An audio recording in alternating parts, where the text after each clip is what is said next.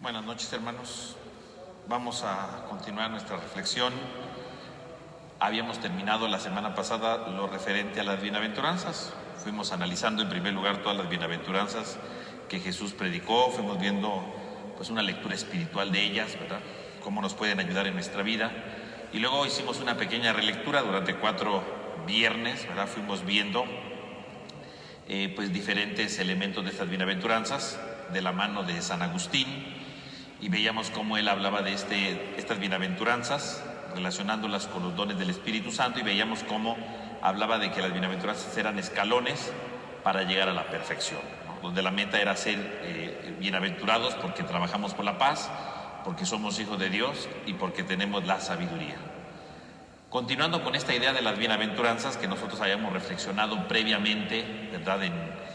En las semanas anteriores, quisiera centrarme ahora en las bienaventuranzas, pero en el libro del Apocalipsis. A lo mejor, ¿verdad? Eso pues nunca ustedes lo han escuchado en general, pero en el libro del Apocalipsis podemos encontrar también bienaventuranzas. De hecho, las bienaventuranzas más famosas pues son las de Jesús, que las leímos aquí, el Evangelio de Mateo. Las bienaventuranzas que también aparecen en el Evangelio de Lucas, ¿no? De manera más breve. La bienaventuranza cuando hablábamos del Salmo 1, pero si ustedes van viendo a lo largo de la Sagrada Escritura, hay muchas bienaventuranzas. No solamente son esas las únicas. Y de manera especial en el libro del Apocalipsis encontramos 7 bienaventuranzas, curiosamente. Entonces a lo mejor eso puede pasar desapercibido. Yo creo que es una buena oportunidad para que nosotros reflexionemos ahora, durante estas sesiones, ¿verdad?, de nuestro curso de Biblia, pues reflexionar un poco justamente sobre las bienaventuranzas en el libro del Apocalipsis. Entonces, ¿cuáles son estas bienaventuranzas? Estas bienaventuranzas las encontramos a lo largo de todo el libro del Apocalipsis, a diferencia de las de Jesús, ¿verdad?, que va una por una: bienaventurados los pobres, bienaventurados los mansos, bienaventurados los que lloran, ¿no? Todas seguiditas. En el libro del Apocalipsis aparecen estas bienaventuranzas, pero están dispersas a lo largo del libro del Apocalipsis. Entonces, ¿cuáles son estas 7 bienaventuranzas? Entonces las voy a ir diciendo para que ustedes las vayan viendo, aunque vamos a ir reflexionando una por una. La primera de ellas la encontramos en el libro del Apocalipsis 1:3, donde dice: dichoso el que lea y dichosos los que escuchen este mensaje profético y cumplan lo que está escrito en él, porque el momento decisivo está a las puertas. Entonces ahí tenemos la primera bienaventuranza. En segundo lugar, dichosos los muertos que mueren en el Señor. Desde ahora sí, dice el Espíritu, que descansen de sus fatigas porque sus obras los acompañan. Esta bienaventuranza la encontramos en el capítulo 14, versículo 13. La tercera bienaventuranza dice: feliz el que se mantiene despierto y no se quita la ropa, porque así no tendrá que andar desnudo y no se verán sus vergüenzas. Lo vemos en el Apocalipsis 16:15. Dichosos los invitados al banquete del Cordero, en Apocalipsis 19:9. La quinta bienaventuranza: dichoso y santo el que participa en la primera resurrección. La segunda muerte no tiene poder sobre estos, sino que serán sacerdotes de Dios y de Cristo y reinarán con él 1000 años. Esto lo vemos en Apocalipsis 20:6. Y luego la sexta dice: dichoso el que guarda las palabras proféticas de este libro. Apocalipsis 22:6. Y finalmente la séptima bienaventuranza: dichosos los que laven sus vestiduras, y así podrán disponer del árbol de la vida y entrarán en las puertas de la ciudad. Y lo vemos esto en Apocalipsis 22:14. Fíjese cómo entonces estas 7 bienaventuranzas aparecen a lo largo de todo el libro, pero están dispersas en cada una de ellas. Esto es algo muy interesante. Y podemos ver que mientras que las bienaventuranzas que Jesús decía en el Evangelio, ¿verdad?, pues son un signo de la presencia del reino, porque en el fondo Jesús dice las bienaventuranzas justamente para manifestar el reino de los cielos, para demostrar que el reino está aquí y cuáles son los criterios que el creyente debe tener para vivir el reino. Y el que vive el reino de los cielos, ¿verdad?, lo hacía ver Jesús, pues es en primer lugar el que es feliz. Porque estar en el reino de los cielos no significa estar amargado, ¿verdad? Al contrario, el reino de los cielos suscita una felicidad nueva. No la felicidad del mundo, sino una felicidad distinta que viene precisamente de la experiencia de Dios. Por lo tanto, entonces, esta sería la idea en Jesús. En cambio, en el libro del Apocalipsis, trata precisamente también de reflejar esta felicidad, pero dentro de una comunidad que ya es perseguida, ¿no? Y entonces tratar de descubrir cómo esta felicidad se hace visible en medio de la persecución. Así, a lo largo del libro del Apocalipsis, ¿verdad? Un número importante que ahorita vamos a ver es el número 7. Y por eso, dado que el número 7 es muy importante en el libro del Apocalipsis, vamos a encontrar 7 bienaventuranzas. Y vamos a ver cómo efectivamente están dispersas a lo largo de todo el libro. Ya desde el primer capítulo, ¿verdad? 1-3, ¿verdad? Está la primera bienaventuranza, o sea que casi el libro se abre con una bienaventuranza. Y al final, 22-14, se cierra el libro del Apocalipsis con una bienaventuranza. Quiere decir que las bienaventuranzas son una clave de interpretación. Entender las bienaventuranzas significaría también entender gran parte del libro del Apocalipsis. Y por supuesto entender la clave de lectura del libro del Apocalipsis. Así que cuando alguien quiere conocer algo del libro del Apocalipsis, pues ya conoce las bienaventuranzas. Y conocer su explicación, pues ya conoce algunos elementos centrales del Apocalipsis. Y por lo menos se va a ir adentrando en el significado profundo de este libro. Y obviamente las demás bienaventuranzas, ¿verdad? Las otras 5, pues están a lo largo del texto en momentos importantes, porque las bienaventuranzas se proclaman en momentos importantes para mostrar precisamente un mensaje de esperanza en aquellos momentos. Por lo tanto, estas bienaventuranzas van a ir dando sentido a toda la temática del libro. Entonces, yo creo que es una parte muy interesante para comprender la espiritualidad del Apocalipsis. Ahora bien, decíamos que están todas dispersas en el libro del Apocalipsis, y entonces aquí nos topamos con otro problema. A diferencia de las bienaventuranzas de Jesús, que íbamos explicando una por una, ¿verdad? Sencillo. Cuando hablamos de las bienaventuranzas del Apocalipsis, pues no podemos solamente explicar la palabra así sencilla, ¿verdad? Sino tenemos que darle su contexto, ¿no? Porque obviamente la bienaventuranza está localizada justamente en un contexto bien específico, en un contexto bien determinado. Entonces tenemos que entender el contexto y el pasaje en el que está escrito. Entonces, para entender la bienaventuranza, no nada más, por ejemplo, dichoso el que lea y escuche este mensaje. Bueno, ¿por qué lo está diciendo, verdad? Entonces hay que entender en qué parte del Apocalipsis lo dice, entender el pasaje, y luego sí entendemos la bienaventuranza, porque si no, no tendrá sentido. Entonces, lo que vamos a hacer ahora es, vamos a ir analizando cada una de estas, pero no solamente la palabrita exacta, sino vamos a ir analizándola, viendo su contexto, en qué parte del libro está, explicar el pasaje en el que está y entender la bienaventuranza y ver cómo da un mensaje de esperanza para nuestras vidas, un mensaje de esperanza para nuestro caminar por la historia. Esta sería entonces la manera como vamos a irlo viendo. Obviamente, pues es un poco amplio la reflexión, ¿verdad? Ya ven que yo siempre hago todo largo, entonces pues hoy será también amplia la reflexión, dado que hay que explicar los contextos para poder entender la bienaventuranza. Pues entonces pues será un análisis detenido de estos pasajes para poder ahondar y poder comprender el significado de lo que nos está diciendo el Apocalipsis. Por lo tanto, pues el día de hoy, antes de empezar a analizar las bienaventuranzas, pues lo primero que tenemos que hacer es precisamente pues hablar un poco del libro del Apocalipsis, ¿no? ¿En qué consiste el libro del Apocalipsis?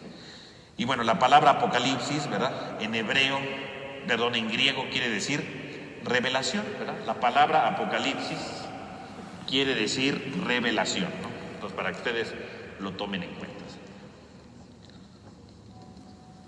Apocalipsis quiere decir revelar. ¿Y qué quiere decir revelar? Revelar quiere decir quitar el velo. Eso quiere decir revelar, ¿no? Quitar el velo. Entonces, cuando yo cubro algo con un velo, ¿verdad? Y se lo quito, ¿verdad? Entonces, si aquí yo tengo, por ejemplo, ¿verdad? Un velo, ¿no? Imagínense que esto es un velo, ¿no? Está cubierto. Nadie sabe qué hay aquí adentro, ¿no? ¿Qué está cubriendo, no? Pero si yo agarro y le quito el trapito, ¿verdad? Y entonces dicen, era un muñequito que estaba aquí, ¿no? Entonces le quito. Entonces, en el momento que yo le quito el velo, lo estoy desvelando.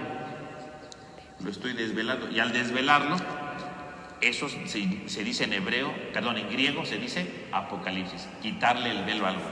Entonces, el Apocalipsis en aquel tiempo pues es propiamente un género literario, ¿no? Así como existe la prosa, ¿verdad? La narración, pues en el mundo bíblico existe el género de la apocalíptica. Es un género literario de aquel tiempo, ¿no? Que surgió a finales del siglo III antes de Cristo, siglo II antes de Cristo más o menos, y que se siguió escribiendo en este género literario, no en la Biblia, sino en muchos otros libros que no están dentro de la Biblia, y que precisamente iban tratando de revelar, por eso se llama Apocalipsis, trataban de revelar el sentido de la historia, demostrar cómo Dios se hace visible en la historia y cómo Dios acompaña al pueblo en medio de la historia. Generalmente este es un género literario de protesta, podemos decir, porque se escribe, este tipo de cosas se escribe sobre todo en contra de un imperio que es opresor, ¿no?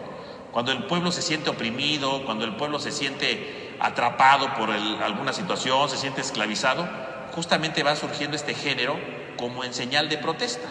Algunas ocasiones no es protesta, pero muchas veces es este género de protesta.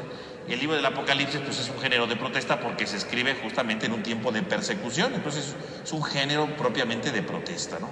Y por lo tanto trata de iluminar esto. Sobre todo la apocalíptica lo que va a tratar de sustituir, porque es siglo segundo, siglos primero antes de Cristo, pues trata de sustituir a los profetas, el género de los profetas, porque en aquellos siglos casi no había profetas, ya no estaba el género profético, ya no había profetas como tal. Entonces, ¿cómo trataban ellos de animarse entre ellos? Pues justamente con el género apocalíptico. En el Antiguo Testamento tenemos un libro que gran parte de él es apocalíptico. Si ustedes lo leen, pues pueden ver ahí que es apocalíptico, que es el libro de Daniel. Si ustedes leen el libro de Daniel, van a descubrir ahí entonces un género apocalíptico, ¿verdad? Porque habla con muchos símbolos y entonces nos puede ayudar a comprender justamente esta realidad, ¿no? Ahora bien, ¿cuál es el problema del género apocalíptico? Pues que el género apocalíptico es un signo, ¿verdad?, de protesta, es un signo de enfrentamiento, de búsqueda de esperanza, podríamos decir, ¿no? La apocalíptica es básicamente esto, ¿no? Una búsqueda de esperanza, ¿no? Un querer encontrarle sentido a la vida, ¿no? Y por lo tanto, obviamente, pues va a usar, y ese es el problema para nuestros tiempos, pues va a usar una serie de símbolos, ¿no? Y va a usar cantidad de símbolos y muchas veces pues es una simbólica, podríamos llamar catastrófica. ¿Por qué catastrófica? Pues es una simbólica catastrófica porque precisamente habla de destrucciones, ¿no? Que si se caen las estrellas, que si aparece un monstruo, ¿verdad?, y quiere comerse a alguien, o sea, pues es un catastrófico, ¿no? Pero no es que esté anunciando cosas que van a pasar, ¿no? Porque algunos dicen, el libro del Apocalipsis habla del fin del mundo. No, ese es su lenguaje, pero trata de dar esperanza, curiosamente, y trata de manifestarse en contra de un poder opresor, ¿no? Ese sería básicamente esto, la idea, para fin de ir reconociendo justamente el designio divino, ¿no? El designio de Dios. Esa sería la apocalíptica. Claro que nos cuesta mucho trabajo. ¿Por qué nos cuesta mucho trabajo la apocalíptica? La apocalíptica nos cuesta trabajo porque son símbolos que no son de nuestra cultura, ¿no? Son símbolos que nosotros no estamos acostumbrados. Pero ellos escribían así, era una manera, ¿verdad? Está cargado. Si la Biblia tiene muchos símbolos, bueno, la apocalíptica está lleno de muchos símbolos mucho más fuertes, ¿no? Encimados. Tenemos que usar mucho la imaginación, más o menos para imaginarlos, porque no es que podamos imaginarlos, ¿verdad? Cuando alguno lee de repente, ¿verdad?, tenía ojos por todos lados, uno dice, bueno, ¿y cómo tiene alguien ojo por todo lado, no? Son muy, muy difíciles. Pero entonces, el libro del Apocalipsis, pues está escrito en este lenguaje sumamente complejo, ¿no? En este lenguaje sumamente difícil, que no podemos nosotros profundizar, ¿no? Que no podemos entender de golpe, ¿no? Nos cuesta trabajo, pero no quiere decir que es imposible entenderlo, ¿no? Entonces, esta es la idea del Apocalipsis. Entonces, es un libro de rebelión, porque se escribe en época de persecución, y que quede claro, se llama Apocalipsis porque así se quedó en la Biblia, ¿no? Pero en realidad, decíamos, existen muchísimos libros en este género fuera de la Biblia. Dentro de la Biblia está el libro de Daniel, por ejemplo, pero hay muchos más literatura de este tipo fuera de la Biblia, porque en ese tiempo se escribieron muchas cosas en este género. Incluso hay pasajes que en otros libros aparecen y son apocalípticos. Por ejemplo, si ustedes leen el Evangelio de Marcos capítulo 13, pues es apocalíptico. Ese capítulo es apocalíptico.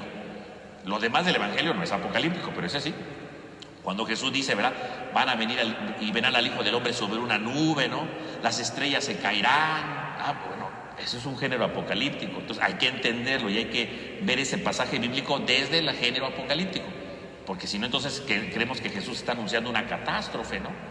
Y no está anunciando está anunciando otro tipo de cosas. Está hablando de la liberación del hombre, pero tenemos que entender los símbolos siempre, ¿no?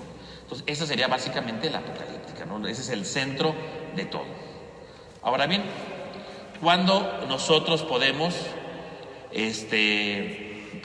ver justamente que se escribe el libro del Apocalipsis. El libro del Apocalipsis se va a escribir más o menos, ¿verdad?, hacia el año, ¿verdad?, hacia el año, ¿cómo se llama?, hacia el año 95, ¿verdad?, hacia el año 95. Entonces, en el año 95 nosotros podemos ver precisamente que se escribe al libro. ¿Por qué? Porque en este tiempo estaba el emperador Domiciano, ay Dios, el emperador Domiciano. Este emperador, pues era un emperador que está un poco loco, ¿verdad? Y entonces se creía Dios y creía que él podía todo en la vida, ¿no?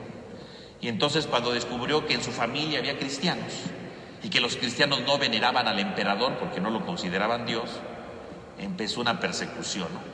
Él fue el que realizó la segunda persecución en el Imperio Romano, ¿no?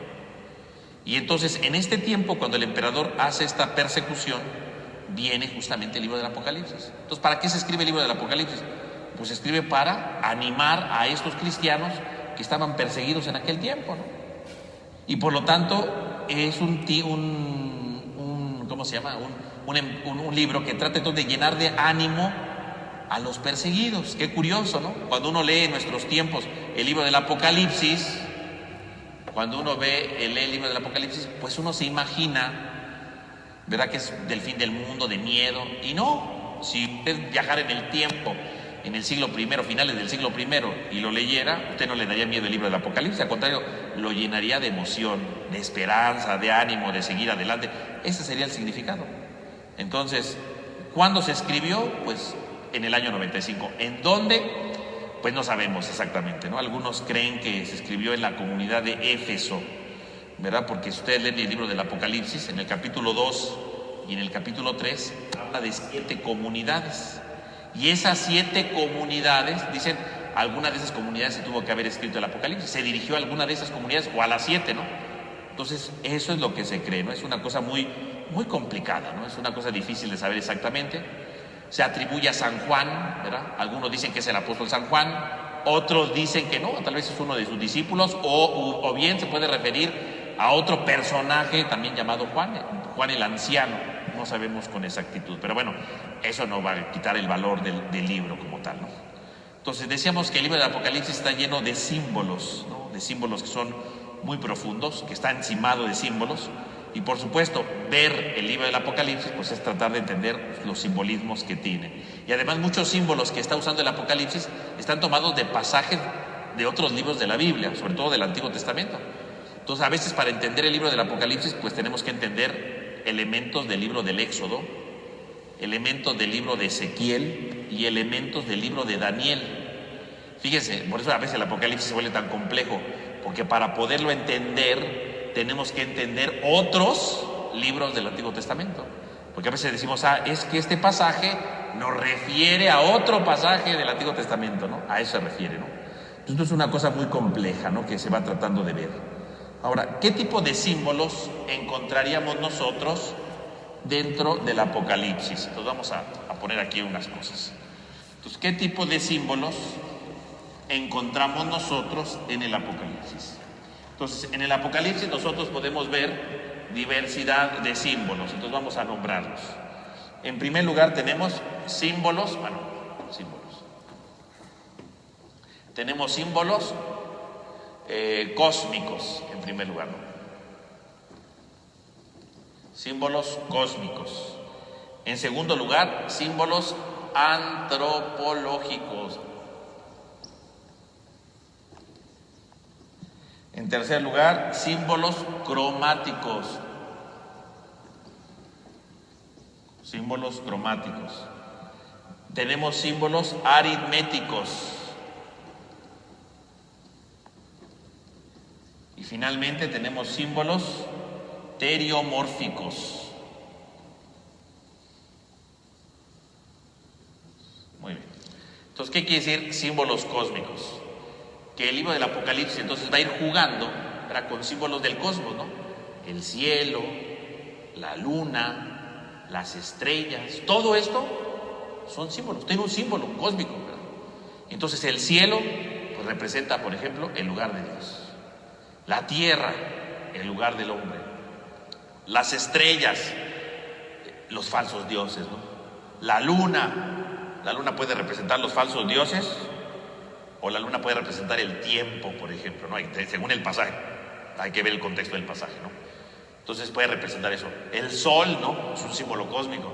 El sol puede representar falsos dioses, o a veces el sol puede representar al Dios verdadero, según el contexto. Si le pasa algo malo al sol, pues significa que el sol es un falso Dios. Si el sol tiene un contexto positivo, ¿no? Por ejemplo, en el capítulo 12, ¿no? Cuando dice, apareció una mujer rodeada del sol. Entonces ahí el sol tiene un contexto positivo. El sol es Dios. La mujer rodeada del sol, ¿qué representa? La comunidad que está llena de Dios, ¿no? Que está protegida por Dios. Vean, entonces ahí están los símbolos cósmicos, ¿no? Es todo lo que va en torno a la naturaleza. Luego tendríamos los símbolos antropológicos.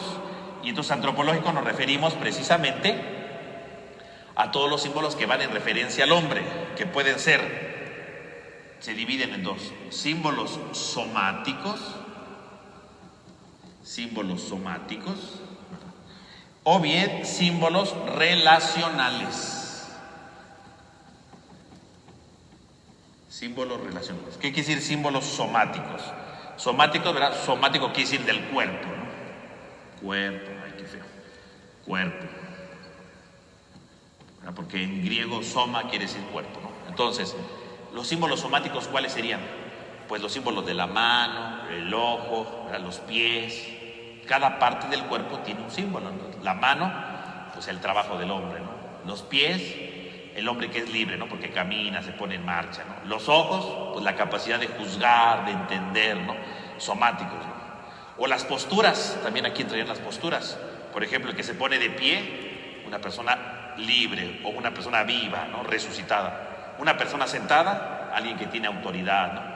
Las posiciones del cuerpo también tienen un valor. Entonces, esos serían símbolos somáticos en el hombre. Y los símbolos relacionales, ¿a qué nos referimos aquí con lo relacional? Con las que el hombre se relaciona. Por ejemplo, la boda. La boda es un tema que aparece en el libro del Apocalipsis. La boda pues simboliza la alianza de Dios con el hombre. Entonces cuando nosotros leemos en la Biblia que viene una boda, pues se refiere a la alianza que Dios tiene con el hombre, ¿no? Los vestidos, ¿verdad? Porque con las vestiduras alguien se relaciona, ¿no? Entonces las vestiduras pues hablan de un símbolo. Entonces, por ejemplo, la túnica pues nos habla de la, ¿cómo se llama?, de la personalidad de alguien, ¿no? La túnica representa en la Biblia siempre la personalidad de alguien. O por ejemplo, las sandalias, ¿no? Las sandalias simbolizan la libertad, ¿no? El hombre que tiene la disponibilidad para hacer camino, y el que hace camino es libre, ¿no? Entonces eso sería. Luego tenemos los símbolos cromáticos. Cromático, pues referimos a los colores, ¿verdad? Cromáticos. Cada color también tiene un simbolismo, ¿no? Entonces, por ejemplo, el color blanco en general pues representa el triunfo, podríamos decir que es el triunfo, ¿no? Y por supuesto el color blanco en la Biblia, en general, en el libro del Apocalipsis, casi siempre, ¿verdad?, va a representar a Dios. Entonces Dios que triunfa, Dios que da la vida, ¿no? En la Biblia podemos ver en todos los símbolos, ¿no? Por ejemplo, el color verde representa la vida que se acaba, ¿no? Lo precario, ¿no? El color rojo, por ejemplo, en la Biblia, ¿qué representa? El ser sanguinario, ¿no? El ser agresivo, el ser destructor, ¿no? Eso sería el rojo, ¿no? Lo que destruye. El color negro representa la injusticia, ¿no? La injusticia, lo que empobrece, lo que ensombrece, ¿no? Eso sería el negro. Cada color en la Biblia, y sobre todo en el Apocalipsis, los colores son muy importantes, van siendo justamente esto. Luego tenemos los signos aritméticos, o sea, los números. Los números, bueno, en general, toda la Biblia tiene una gran gama, ¿verdad?, por usar los números para representar cosas. Bueno, el Apocalipsis, pues no es la excepción, ¿no? Entonces en el Apocalipsis tenemos los símbolos, ¿no? Tenemos lo del número 1, que representa la unidad, la unicidad, que será un símbolo de Dios, ¿no? El 3, que representa la perfección, el 3 es lo perfecto, ¿no? El 4 que representa el mundo, ¿no? Porque el mundo tiene 4 puntos cardinales, entonces el 4 representa el mundo, ¿no? Entonces, siempre que hablemos del número 4, representa el mundo, es algo que está pasando en el mundo, ¿verdad? El número 6, el 6 es lo imperfecto o lo incompleto, ¿no? Eso representaría el 6, ¿no? Algo que es incompleto. O el 7, ¿no? El número 7 es la plenitud, el número 7 es la plenitud o la totalidad, ¿no? Y es un número que, como decíamos hace un momento, le gusta mucho al Apocalipsis, juega mucho con el número 7. Entonces, el número 7 es la totalidad, la plenitud. O por ejemplo, el 3,5, el 3,5 aparece mucho, ¿verdad? Aparece mucho en el libro del Apocalipsis. ¿Por qué el 3,5? Entonces, 3,5 pues es la mitad de 7. Entonces, cuando en la Biblia dice que algo dura 3 años y medio, pues es la mitad de 7. O sea, lo que no es total, quiere decir que tiene un término, quiere decir que se acaba, quiere decir que ya está, que tiene un fin, ¿no? Entonces, si algo dura 3 años y medio, por ejemplo, pues dice, es algo que no es total, es algo que sí se va a terminar en algún momento. Por ejemplo, en el libro de Reyes usa este símbolo, ¿no? Cuando el profeta Elías dice que va a haber una sequía, dice que esta sequía dura 3 años y medio, es decir, es un periodo fuerte, pero no es total. Quiere decir que va a llegar el momento en el que la sequía va a desaparecer, no es total. Si hubiera dicho la sequía va a durar 7 años, pues bíblicamente significaría la sequía es total, va a ser para siempre, todos se van a morir. No, pero 3 años y medio quiere decir que es un periodo sí largo, pero que algún día la sequía va a terminar y va a regresar la lluvia, ¿no? Entonces siempre que vemos el 3 años, el 3,5 representa algún tiempo que no es total, ¿no? Que algún día va a terminar, ¿no? El 1000 por lo general representa lo infinito, ¿no? Lo infinito. Claro, hay un pasaje especial ahí, ¿no? Que incluso es una de las bienaventuranzas donde se habla de los 1000 años. Bueno, ahí es un simbolismo muy especial, pero cuando veamos esa bienaventuranza vamos a explicar ahí el valor de ese número 1000, ¿no? Y finalmente tendríamos el simbolismo teriomórfico, y ustedes van a decir, ¿y qué cosa es eso? ¿Es una enfermedad o algo así? No. Therion, la palabra therion quiere decir animal, pero un animal salvaje, no un animal cualquiera, un perrito, no, un animal salvaje, un animal monstruoso, vaya. Y es muy importante porque dentro del Apocalipsis aparecen animales monstruosos. Dice que aparece un dragón, y un dragón no es lo que usted está pensando, ¿verdad? Porque a veces un dragón nos imaginamos un animal, ¿verdad? Con unas alitas, ¿verdad? Con unas garritas, que echa fuego. Ese no es el monstruo del Apocalipsis, ¿eh? Un dragón en aquel tiempo se refiere a una serpiente enorme. Eso es un dragón, ¿verdad? Pero no tiene patitas ni alas, es una serpiente grande. Y dice que, bueno, es una serpiente con 7 cabezas, eso sí, ¿no? Dice en el capítulo 2 del Apocalipsis, ¿no? Entonces, el simbolismo teriomórfico se refiere al simbolismo de las bestias salvajes, los que tienen bestias, o bueno, sí que tienen una forma de bestia salvaje. Entonces, el dragón, o en el capítulo 13 dice que aparecen 2 bestias. El primero aparece una bestia, ¿verdad? Que viene del mar, y luego dice que aparece otra bestia que viene de la tierra, ¿verdad? Que tiene cuernos como de cordero.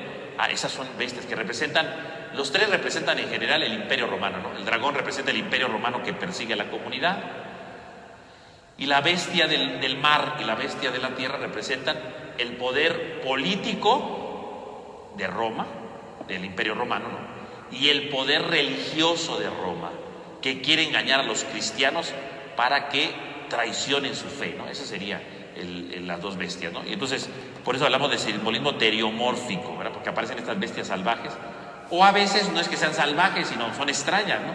Por ejemplo, en el capítulo 4 aparecen 4 vivientes, ¿no? El Apocalipsis capítulo 4, aparecen 4 seres vivientes, y estos 4 seres vivientes, ¿verdad? Dice que uno es un águila, ¿verdad? Otro es un hombre, otro es un toro y otro es un león, ¿no? Que la tradición de la iglesia dice que esos son los 4 evangelistas, pero bueno, eso dice la tradición. En realidad, ¿quiénes son esos 4 seres vivientes? Pues si lo pensamos bien, son los animales más fuertes de la creación. Bueno, el ser humano, bueno, el que es dueño de la creación, ¿no? O encargado de la creación. El toro, el animal más fuerte de los domésticos. El león, el animal más fuerte, ¿verdad? De los salvajes, ¿verdad? De la selva. Y ¿cuál me falta? El león, el toro y el águila, que sería el animal más fuerte de los que vuelan, ¿no? Según el pensamiento de la Biblia. Por lo tanto, los 4 vivientes representan lo mejor de la creación, como el Señor, ¿verdad? Dios que está en el trono está rodeado por lo mejor de la creación. Eso es lo que representa. Pero bueno, se puede hablar de los 4 evangelistas porque así se ve en el arte, ¿no? Entonces, para que ustedes vean, ¿verdad?, estos símbolos. Entonces, cuando hablamos de los símbolos en el en el libro del Apocalipsis, pues entonces hay que ver todo esto, ¿no? Para entender el Apocalipsis, pues sí tenemos que saber, porque estamos llenos de simbolismos, llenos de muchas cosas que tenemos que entenderlos. Y a veces ni siquiera porque sepamos bien el símbolo, a lo mejor no interpretamos bien, porque hay que entender todo el contexto, ¿no? Como ahorita les decía, algunas veces el sol tiene algo positivo o a veces algo negativo. Hay que ver bien el contexto, ¿no? Por eso a veces cuesta trabajo, obviamente, tratar de entender el libro del Apocalipsis. Entonces, tendremos nosotros aquí esta panorámica de lo que es el Apocalipsis, ¿no? De lo que nos va marcando justamente el Apocalipsis. Ahora bien, el libro del Apocalipsis tiene varias partes, ¿no? El libro del Apocalipsis hay que entender su estructura, cómo está formado el libro del Apocalipsis, porque obviamente ahorita que vamos a estudiar estas bienaventuranzas tenemos que saber en qué parte está localizado para poder entender qué es lo que nos está diciendo, ¿no? Entonces vamos a borrar el pizarrón. Como se pueden dar cuenta, hoy sí estamos usando mucho el pizarrón. Bueno, entonces, ¿cuáles son las partes más importantes del Apocalipsis? Entonces, el libro del Apocalipsis, ¿verdad?, está dividido entonces por varias partes que son muy interesantes.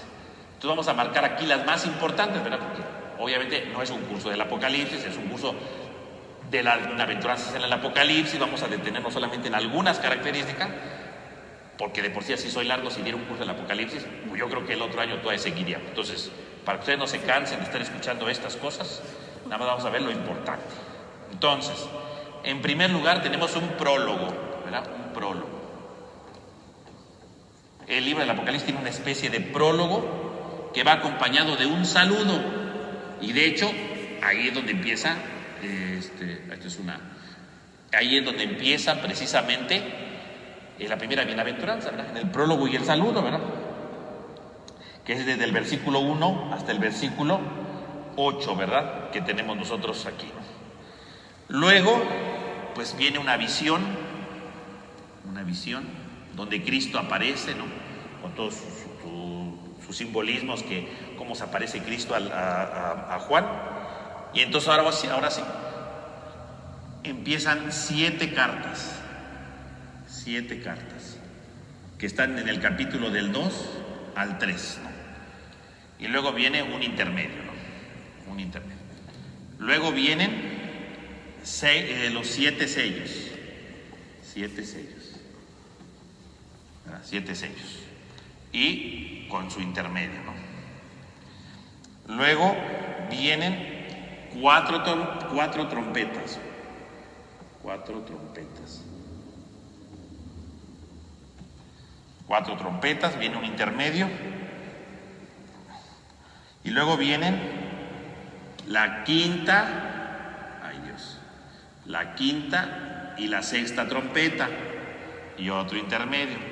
Luego viene la séptima trompeta y otro intermedio, porque ahí hay muchos intermedios. Luego vienen los 7 signos, y no me va a caber en el pizarrón, pero bueno, vienen los 7 signos. Y luego vienen las 7 copas, las 7 copas de la ira. En medio de todo esto siempre hay intermedios, ¿eh? Los intermedios no nos interesan hoy en este curso. Luego, use usted su imaginación, después de las 7 copas vienen las 7 visiones. Las 7 visiones de las voces celestes. Ay, Dios. De las voces celestes. Luego viene, para variar, otro intermedio. Imagínense aquí que dice intermedio. Y finalmente vienen las 7 visiones de la plenitud. Las 7 visiones de la plenitud. Y termina el libro del Apocalipsis con un epílogo. Un epílogo. Entonces, fíjense cómo el número 7 es importante. 7 cartas, 7 sellos, luego aquí 7 trompetas, 7 signos, 7 copas, 7 visiones de las voces celestes y 7 visiones de la plenitud. Vean cómo el número 7 es muy importante a lo largo del libro del Apocalipsis, ¿verdad? Todo el libro del Apocalipsis va marcado siempre por el número 7. 7 cartas, 7 sellos, 7 trompetas, 7 signos, 7 copas, 7 visiones de las voces celestes, 7 visiones de la plenitud. Siempre aparece el número 7. E incluso si las contamos, verán estos pasajes: 1, 2, 3, 4, 5, 6, 7. O sea que son 7 de 7, ¿no?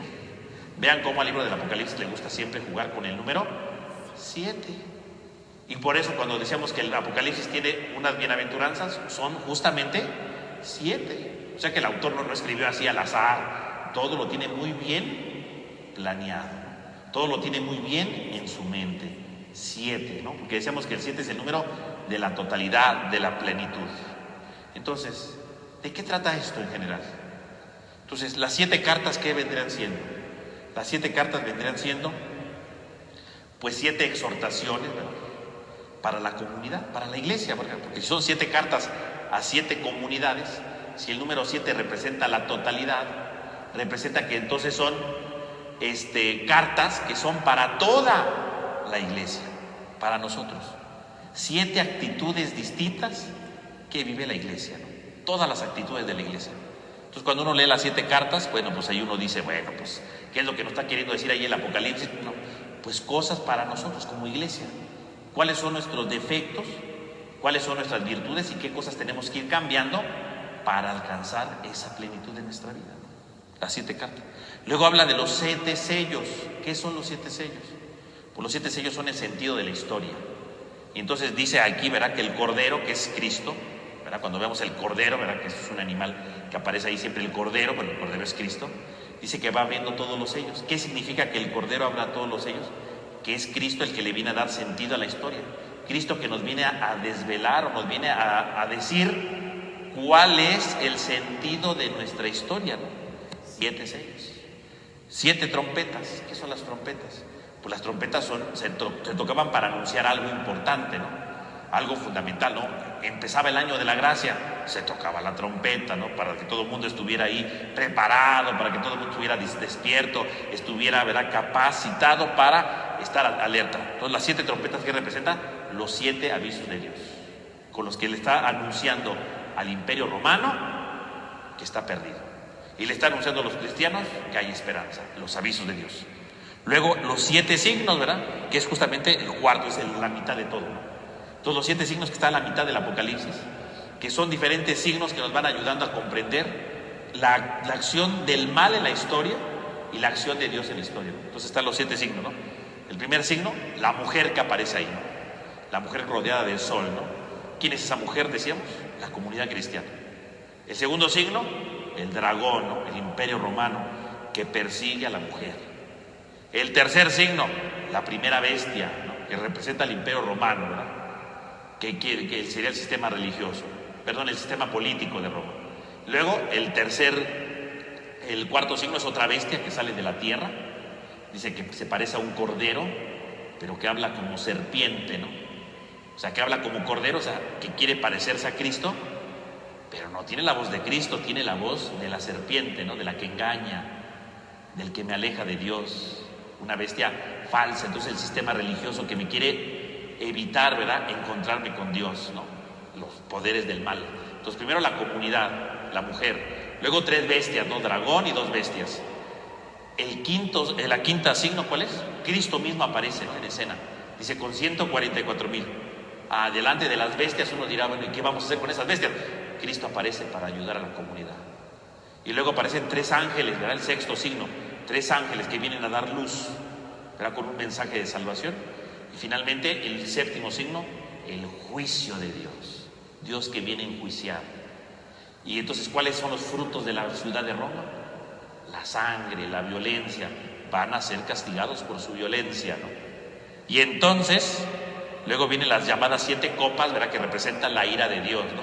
Pero la ira no en el sentido de que Dios está enojado, ¿no? La ira en el sentido de que el pecado de los perseguidores los llevará a su destrucción. Entonces las copas son estos avisos, ¿verdad?, en la que Dios ya está llevando a cabo la destrucción del imperio. Lo vamos a analizar obviamente un poco las copas porque es una de las bienaventuranzas. Luego las 7 visiones de las voces celestes. ¿Qué son las voces celestes? Pues el anuncio de la caída de Roma ya. Primero son las copas, empieza la acción de Dios. Luego vienen los anuncios donde dice que todo va a ser destruido. Y entonces viene va a empezar a hablar de cómo se va a destruir todo, cómo las fuerzas del mal empiezan a desbaratarse, cómo las fuerzas del mal son amenazadas, ¿verdad?, por Dios para venirse abajo. Y finalmente el cumplimiento de estas voces está en las visiones de plenitud, ¿no? La nueva Jerusalén, ¿verdad?, la destrucción del dragón. O sea, todo, ¿no? La plenitud de todo, que también hablaremos un poco a profundidad, porque aquí, ¿verdad? Aquí es donde encontramos sobre todo las bienaventuranzas. Entonces, aquí lo podemos ver. Vean cómo entonces cada uno de estos puntos, pues no solamente tratan, entonces decíamos, hablar del fin del mundo, de la destrucción de todo, no, tratan más bien de anunciarnos un mensaje de esperanza. En primer lugar, cambiar nuestra conducta. A las iglesias, lo primero que tienes que hacer es cambiar tu conducta. Después, descubre el sentido de la historia. Cristo viene a decirte cuál es el sentido de la historia. Después, escucha los avisos de Dios, las trompetas, ¿no? Escucha los avisos de Dios. Luego ve descubriendo cuáles son los signos que te rodean la vida. Signos del mal, las bestias. Signos de bien, Cristo que está contigo. Un juicio que viene. Y luego empieza a descubrir cómo Dios actúa en tu vida. Las copas son la actuación de Dios en la vida. Aprende a escuchar las voces de la esperanza, la promesa de Dios. Dios siempre tiene voces. Y así como hay voces aquí en el libro del Apocalipsis, ¿verdad? Para animar a los perseguidos, las voces de Dios siempre están. Lo vamos a analizar, ¿verdad? Brevemente en la bienaventuranza, ¿no? Y finalmente las visiones de plenitud. ¿Qué es lo que nos espera? La felicidad. Y la felicidad está en estas visiones de plenitud, ¿no? Cómo el Señor viene a transformar todo, cómo el Señor viene a iluminar nuestra vida, cómo el Señor le viene a dar sentido a todo lo que vamos realizando, a lo que vamos viviendo. El Señor viene a darnos plenitud, no viene a quitarnos nada, viene a darnos plenitud, ¿no? Y finalmente, bueno, el epílogo, ¿no? Con lo que se cierra el libro del Apocalipsis, que es la última bienaventuranza, y con la cual, ¿verdad? Pues nos va dando sentido a todo lo que vamos realizando, ¿no? Nos va dando sentido a todo lo que vamos viviendo. Fíjese entonces, ¿no? Entonces, tenemos nosotros esta estructura ya del libro del Apocalipsis, ¿verdad? De manera medio chafa, ¿verdad? Porque aquí le puse medio chafa, pero prometo que voy a subir una imagen donde venga esta estructura para que ustedes la tengan. Entonces, aquí tenemos entonces esta estructura que nos debe de ayudar precisamente a comprender en qué consiste lo que el Señor espera de nosotros, ¿no? Llenarnos de esperanza y llenarnos de ánimo. Entonces, el Apocalipsis no lo tenemos que ver entonces como un libro de destrucción, no lo tenemos que ver como un libro de fin del mundo, no, hay que verlo como un libro de esperanza. Y entonces las bienaventuranzas vienen a dar esperanza. Entonces vamos a ir leyendo aquí las bienaventuranzas, vamos a reflexionarla con su contexto, ¿verdad? Entenderemos el contexto, entenderemos la bienaventuranza y veremos cómo nos llena de esperanza.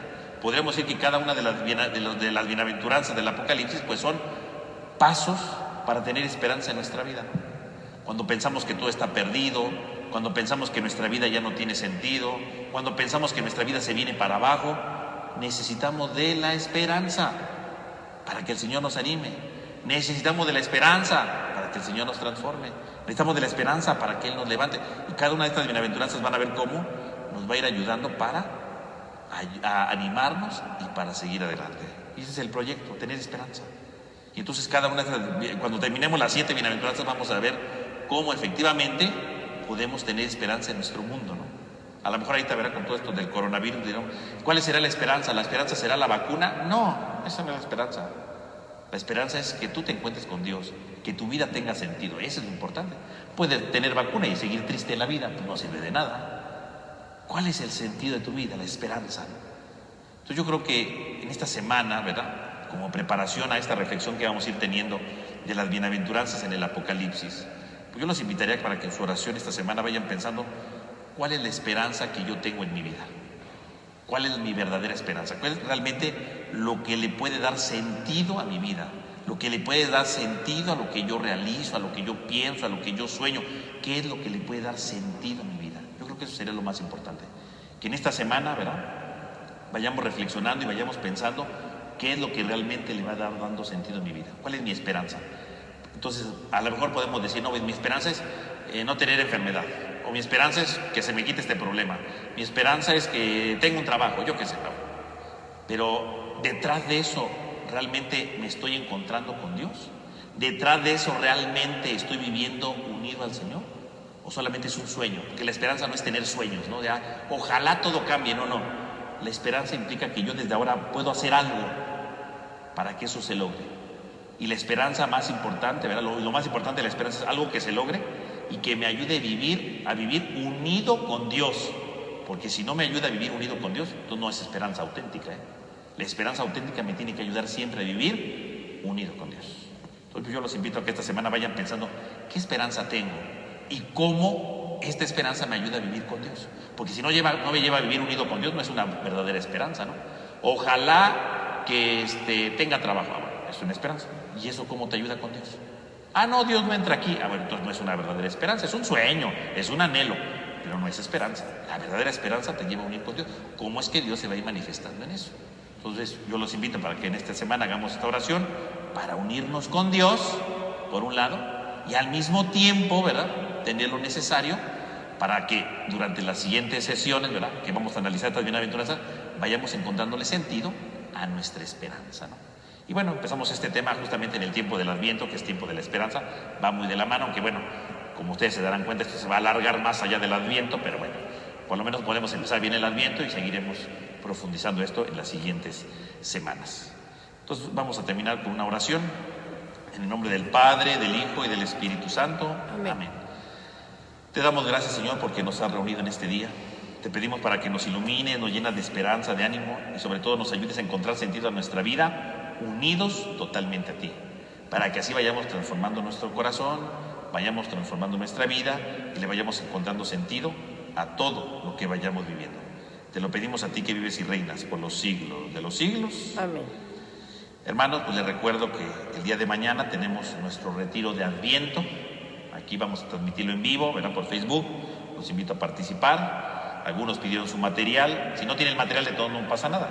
Pueden participar del retiro, pueden, verán, profundizar. El material es un apoyo, pero no es que sea indispensable, es un apoyo para, pues, que sea más dinámico el retiro, pero pueden ustedes participar. Lo vamos a empezar a transmitir a partir de las 10 de la mañana, va a durar más o menos como unas 2 horas y media, ¿verdad?, donde reflexionaremos, meditaremos algunas características del Adviento para poder ahondar y encontrarle sentido a nuestra vida.